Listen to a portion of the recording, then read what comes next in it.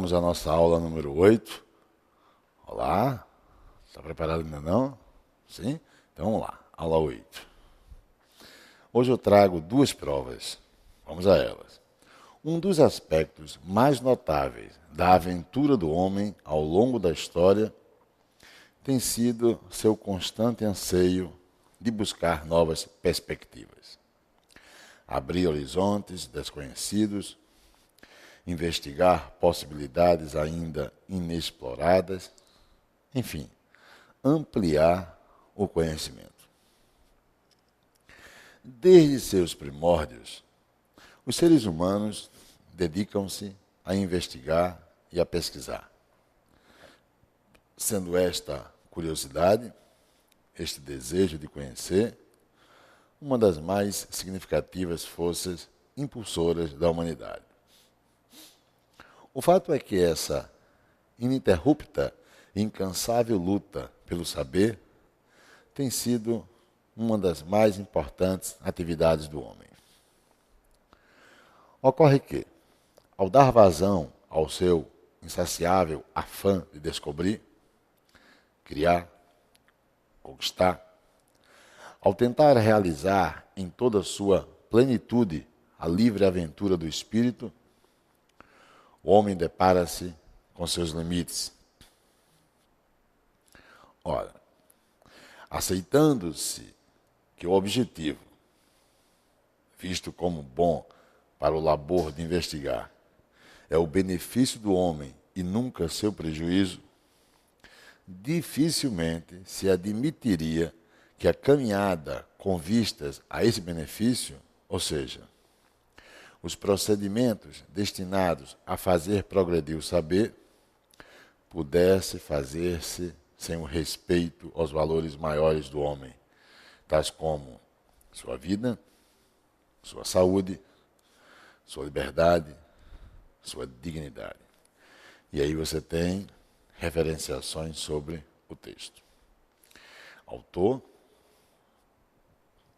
Ivan de Araújo Moura Fé. Conflitos éticos em psiquiatria. E vamos à primeira questão da prova. A partir da argumentação do texto acima, bem como das estruturas linguísticas nele utilizadas, julgue os itens que se seguem. Subentende-se da argumentação do texto que vários aspectos notáveis fizeram parte da aventura do homem ao longo da história. E ele diz que está na linha 1 e linha 2. Bem, deixa eu ir à linha 1 e linha 2. Mas vou buscar o que lá? Subentende-se da argumentação do texto que vários aspectos notáveis fizeram parte da aventura do homem ao longo da história. Bem, o texto diz em seu início, um dos aspectos mais notáveis, veja, um dos aspectos. O que é que ele quer que você observe? O que é que está implícito entre o 1 e o 2? Um aspecto, ou não é? Dois aspectos mais notáveis. Ok? Da aventura do homem ao longo da história tem sido o seu constante anseio. Quer dizer, o que eu estou grifando para você, o constante anseio de buscar novas perspectivas é um aspecto, dois aspectos. Quer dizer, o texto só nos traz um entre vários. Ok? Por isso que eu tenho subentendido que há mais aspectos, embora o texto só revele um deles. O que é que a questão pediu? Subentende-se da argumentação do texto que vários aspectos notáveis fizeram parte da aventura do homem. Sim, ele citou um, vou voltar, dois aspectos. Ok? Agora, o que ele cobrou de você? Vamos lá. Pelo que nós vimos no curso, ele cobrou a leitura desse um. Eu pergunto a você, como é que você lê esse sintaticamente? Já estou escrevendo a resposta. Adjunto, adnominal. Lembra? O que é o adjunto adnominal? É o termo que está próximo ao substantivo. É o termo que está mantendo relação com o substantivo. Lembra que nós vimos? Pronto. E é ele que me sinaliza a palavra aspecto subentendida. Um aspecto dos aspectos mais notáveis. Quer dizer, entre aspectos notáveis, ele vai citar um deles, que é justamente esse constante anseio de buscar novas perspectivas, abrir horizontes, pode continuar a grifar, desconhecidos. Investigar possibilidades ainda inexploradas, enfim, ampliar o conhecimento. Então, ele resume no final, dizendo que um dos aspectos mais notáveis é ampliar o conhecimento, mas que existem outros que estão subentendidos no termo logo no início do período. Verdadeiro. Põe o verdadeiro na questão número 1. Questão número 2.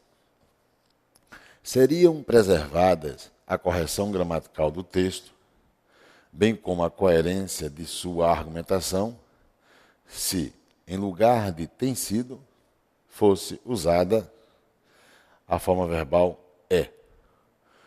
No entanto, a opção empregada no texto ressalta o caráter contínuo e constante dos aspectos mencionados.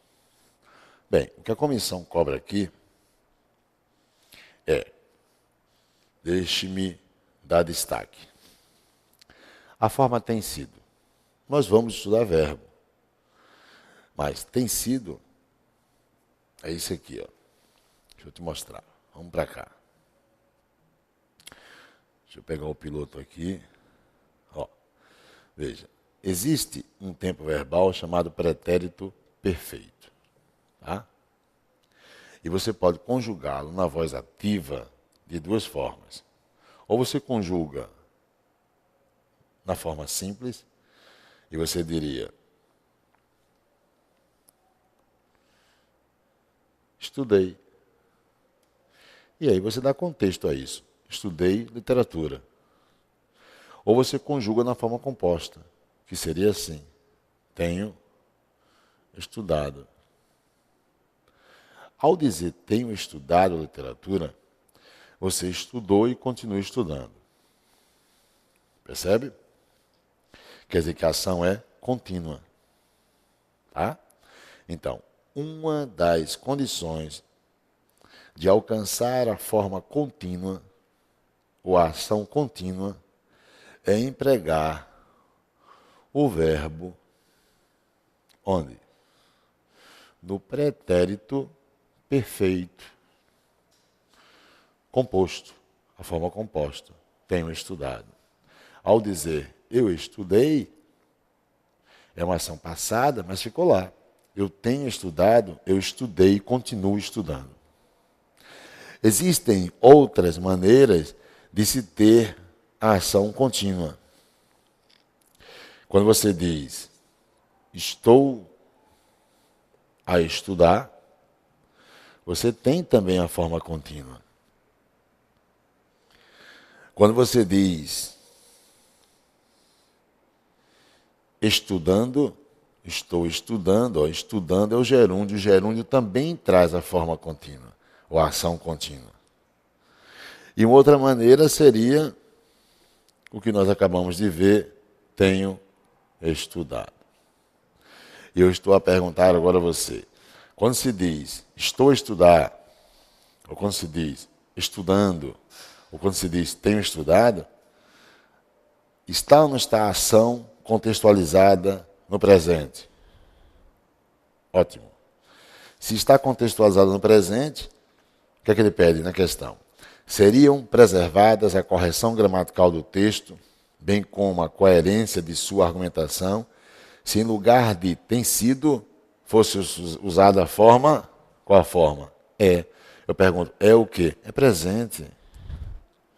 Ora, se a ação contínua traz a ação no presente, Então, usar o presente, já vejo que teoricamente não seria erro. Agora eu vou ver no fragmento.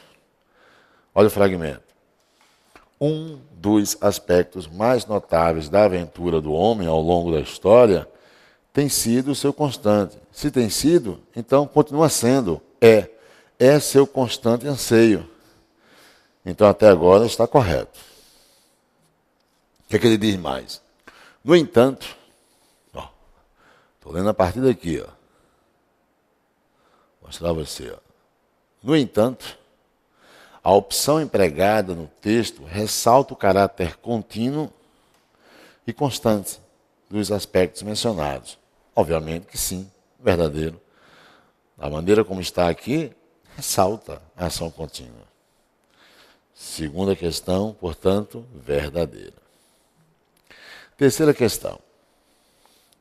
O desenvolvimento do texto mostra que as expressões constante anseio de buscar novas perspectivas,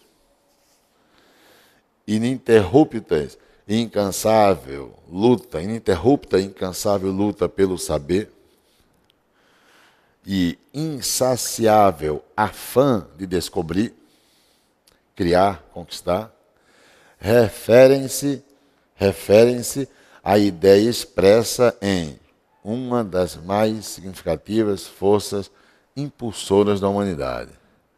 Vamos ver se é? Bem, voltar ao texto. Eu saí já demarcando para você. Ó. Olha a primeira grifada. Constante anseio de buscar novas perspectivas. Olha a segunda aí, em vermelho. Uma das mais significativas forças impulsoras da humanidade. Olha a terceira, grifada. Ininterrupta e incansável luta pelo saber. E olha, insaciável afã de descobrir, criar, conquistar. Bem, vamos lá. Vamos ver, vamos reler o texto. Um dos aspectos mais notáveis da aventura do homem ao longo da história tem sido o seu constante anseio de buscar novas perspectivas. Bem, fique com isso na cabeça, o constante anseio de buscar novas perspectivas. E aí ele dá sequência, abrir horizontes desconhecidos, investigar possibilidades ainda inexploradas, enfim, ampliar o conhecimento. Então vamos ter o termo constante anseio de buscar novas perspectivas, contextualizando o ampliar o conhecimento. Desde seus primórdios, os seres humanos dedicam-se a investigar e a pesquisar, sendo esta curiosidade, esse desejo de conhecer, agora, uma das mais significativas forças impulsoras da humanidade. Bem, uma das mais significativas forças impulsoras da humanidade se refere a quê? O desejo de conhecer. Esse não é. O desejo de conhecer. E esse desejo de conhecer está aqui, ó. Ampliar o conhecimento, que estaria nesse anseio de buscar novas perspectivas. Então, tudo converge para a mesma referenciação. Só está mudando a maneira de dizer. Isso se chama paráfrase.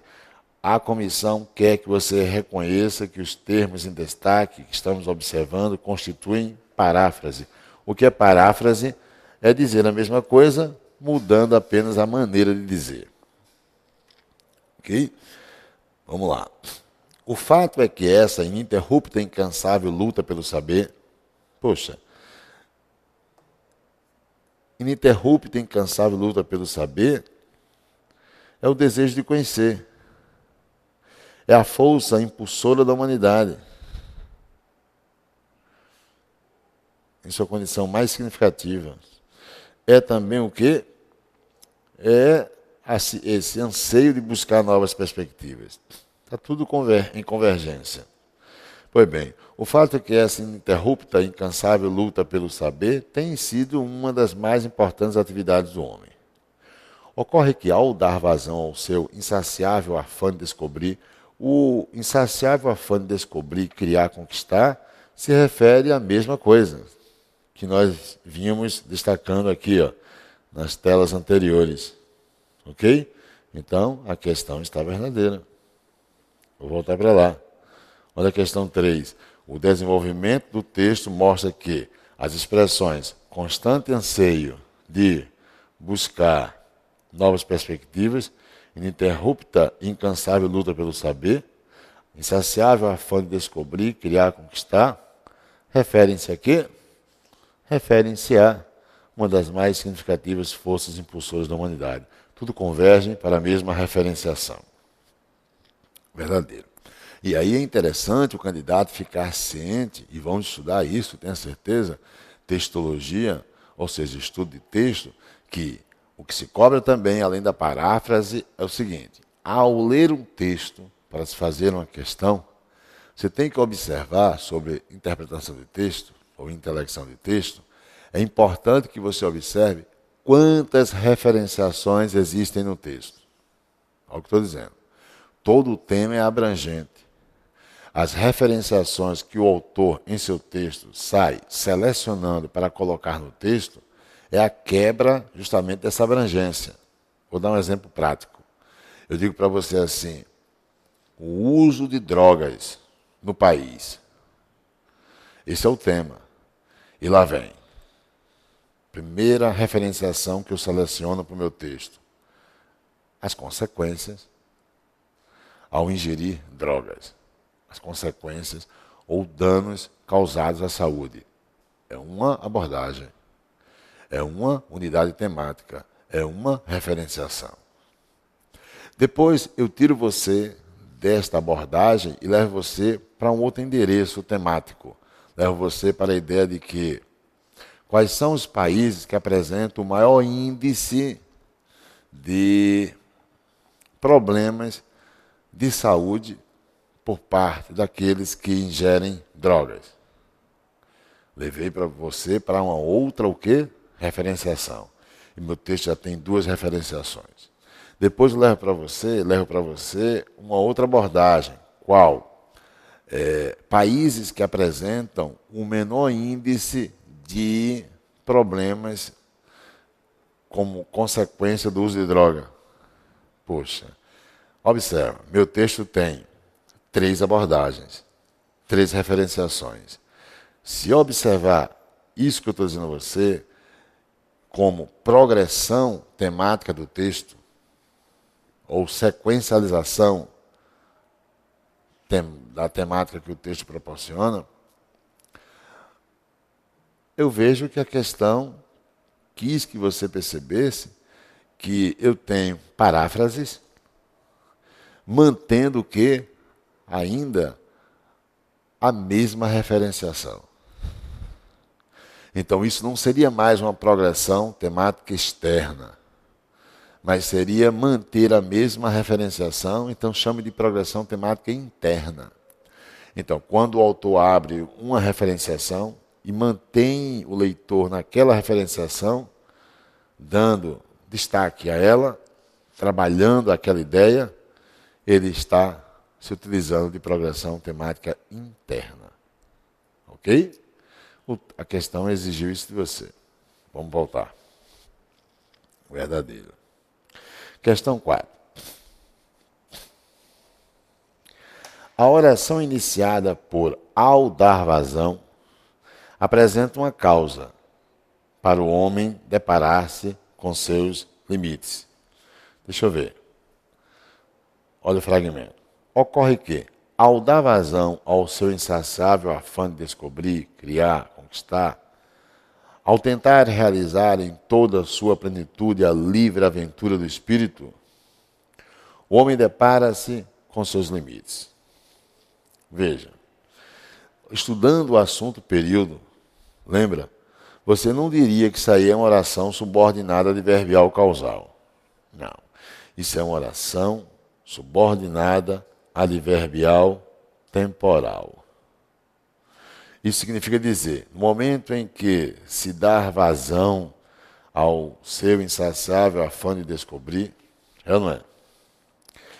É a mesma coisa que ao tentar realizar, no momento em que se tenta realizar, isso é temporalidade. Temporalidade. E não causa. Falso. Então, essa questão 4 está falsa. Cobrou período. Questão 5. Permita-me, antes de ir à questão 5, qual é o elemento que talvez deixe você com dificuldade de responder a questão 4? Permita-me. Veja, ocorre que, ao dar vazão ao seu insaciável afã de descobrir, relacione isso que eu acabei de ler com o que está no final grifado. O homem depara-se com seus limites. Ok? Pois bem. E aí eu levo você para cá. Vamos lá. Veja. Por ter estudado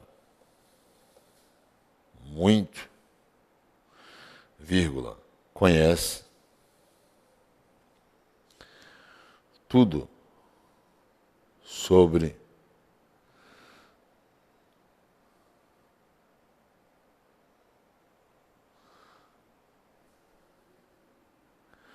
a borracha,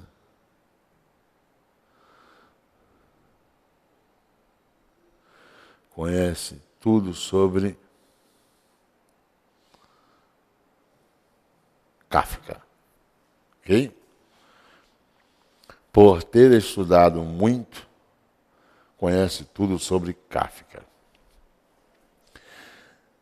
Como é que você classifica essa oração? Oração subordinada adverbial causal, né? E conhece tudo sobre Kafka, oração principal. Então você tem uma oração subordinada adverbial causal, seguida de uma oração principal. Perfeito. E está sendo preservada aquela ideia. Não há causa sem que haja consequência. A oração principal, semanticamente, expressa a ideia de consequência. Eu quero deixar claro para você que não se limite a isso que você está vendo na tela, não. Permita-me. Vou dar aprofundamento a isso. À medida que estuda,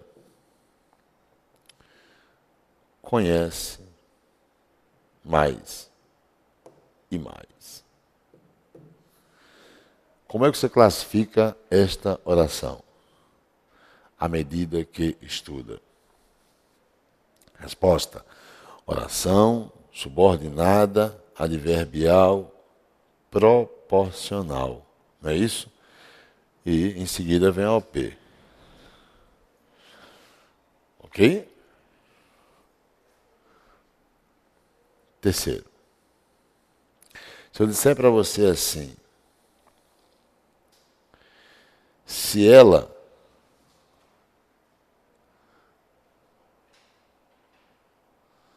estudasse, saberia os detalhes. Classifique esta agora. Você vai dizer, se ela estudasse, oração subordinada adverbial condicional. E, em seguida, a principal. Agora, a última. Se eu disser para você, quando ela estudou, vírgula, soube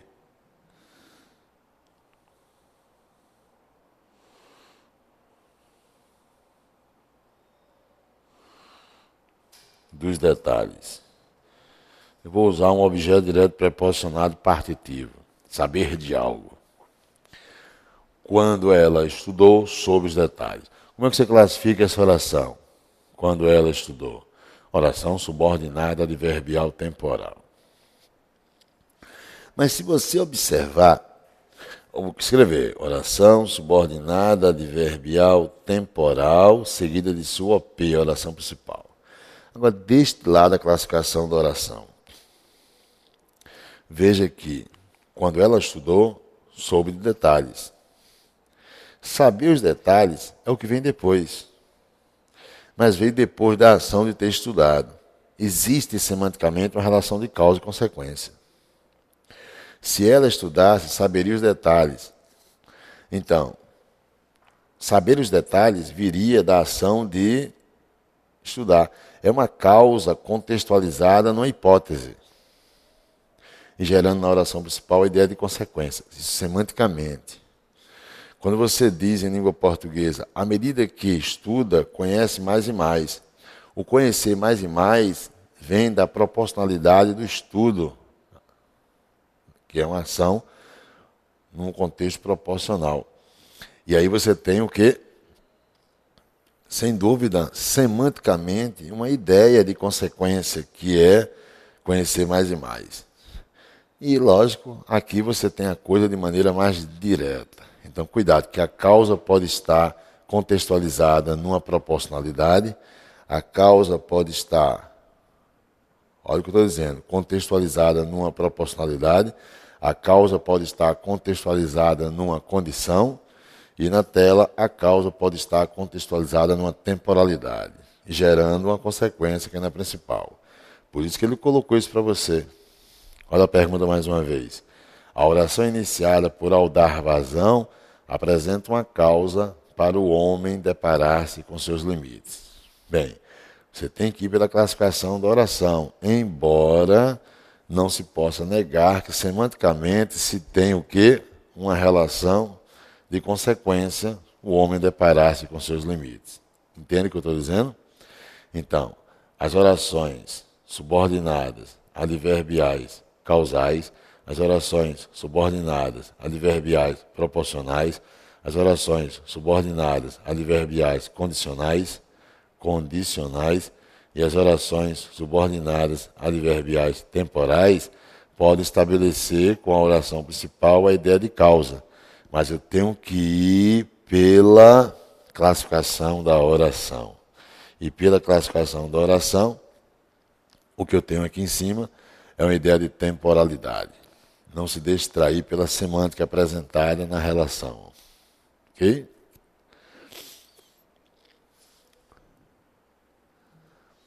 Questão 5. Eu prefiro no próximo bloco. Até lá.